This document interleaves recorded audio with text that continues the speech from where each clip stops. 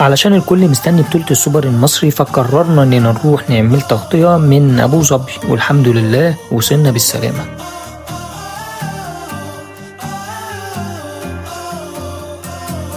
وبعدها طبعا كنا لازم نروح نجيب التصاريح الخاصة بالمباراة.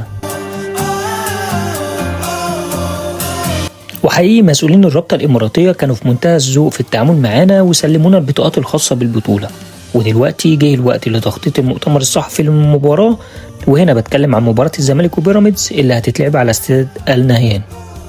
وكان في البداية المؤتمر الخاص بنادي الزمالك، وحضروا طبعا كابتن أحمد عبد الرؤوف ومعاه كابتن الفريق عمر جابر.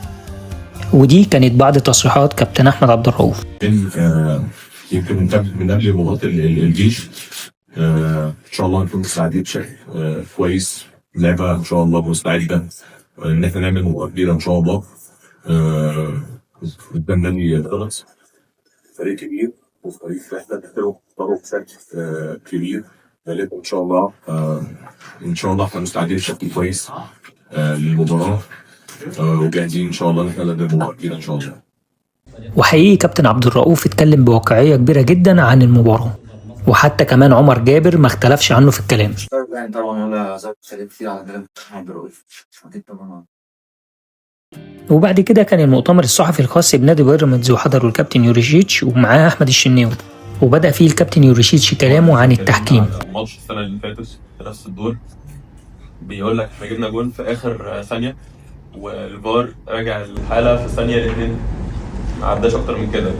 في الدوري عندنا لما يكون في حاله فار بنقعد من 5 ل 10 دقايق، فالموضوع كان غريب بالنسبه لي. لكن بكره ماتش جديد، بطوله جديده احنا مركزين فيها وهندي اقصانا عندنا. اما بقى عن سؤاله يحب يلعب مين في النهائي، الاهلي ولا سيراميكا لو كسب الزمالك، فده كان رده.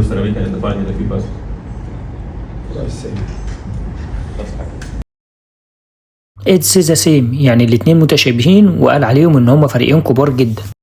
وبعد كده حبيت اصور لكم من ارض الملعب اللي هيتلعب عليها المباراة. حقيقي الملعب تحفة.